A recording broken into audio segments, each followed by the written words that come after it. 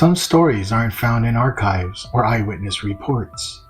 They surface in fragments, whispers from places we were never meant to reach. This is one of them. In the mid-2000s, a series of anonymous emails began circulating among people in defense and intelligence circles. They didn't demand belief, and they didn't read like conspiracy theories.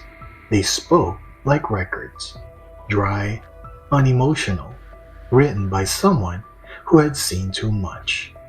These messages claim there had been a classified exchange program between humans and a civilization from another star system. Not communication, not surveillance, an actual transfer of personnel.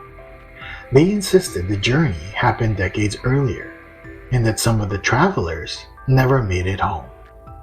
The senders never revealed their names. They didn't have to. According to the leaked accounts, this exchange didn't begin with curiosity. It began with survival. The story traces back to a crash in the American Southwest, where several beings were allegedly recovered alive. Over time, communication wasn't forced. It emerged slowly. Symbols, gestures, eventually structured dialogue. Decades passed. The relationship evolved from containment to cooperation. This wasn't a rescue mission, or even diplomacy. It was a transaction.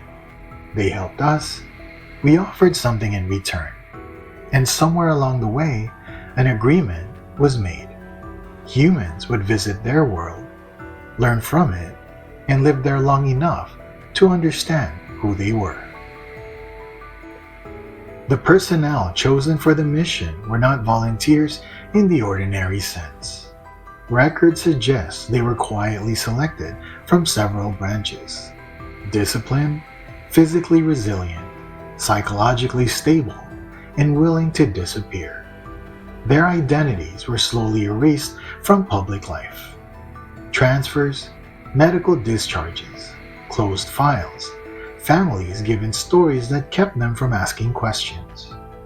Training was silent and compartmentalized. No ranks, no uniforms, no legacy. Just silhouettes preparing for a destination no one would ever acknowledge. When the time came to leave, they didn't depart as soldiers or explorers. They left as people the world had already forgotten. The journey wasn't described like travel. There were no engines, windows, or sense of motion.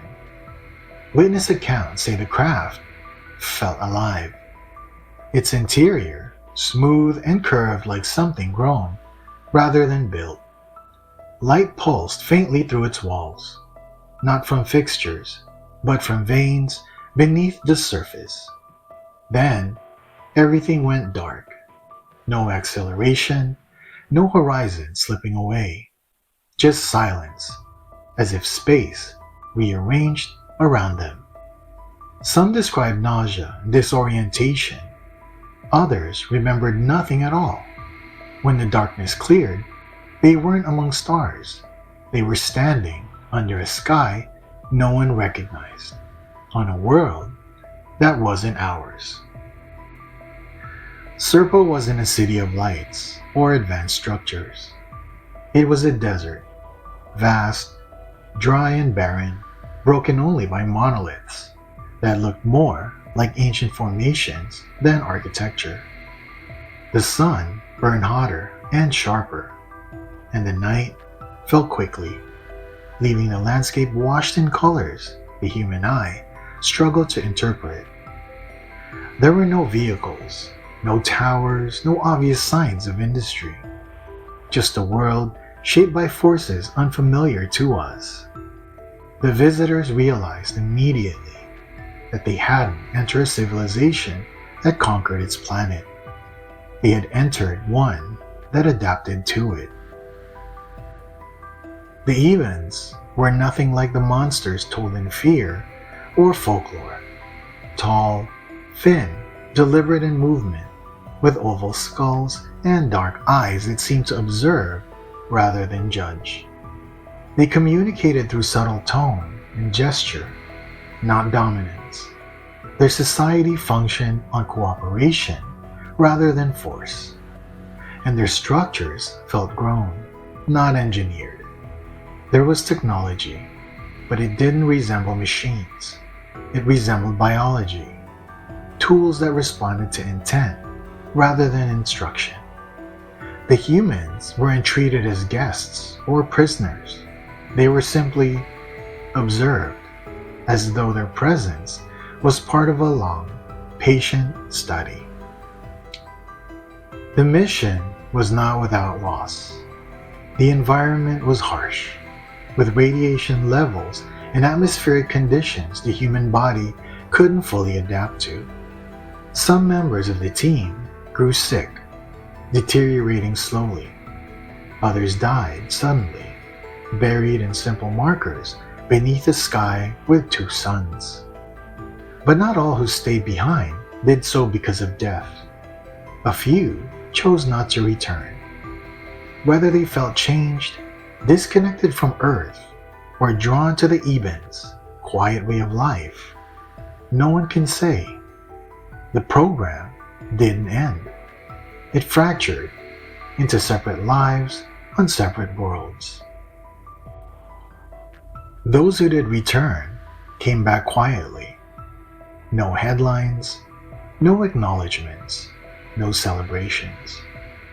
They stepped out beneath blinding white light, escorted into silent rooms and medical wards where the questions weren't about what they learned, but what they brought back.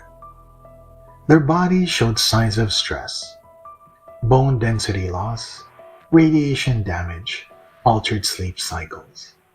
Some spoke of colors they couldn't describe, sounds that didn't exist here, and a feeling of being watched, even long after returning. They had crossed unimaginable distance, only to be treated like classified material, instead of travelers. In the end, the question isn't whether Serpo happened. It's why stories like this refuse to die. Maybe it was a Cold War misinformation program. Maybe it was a myth designed to test belief. Maybe it was real, and the evidence vanished the moment the travelers returned. Or maybe some journeys don't leave marks on history, they leave them inside people.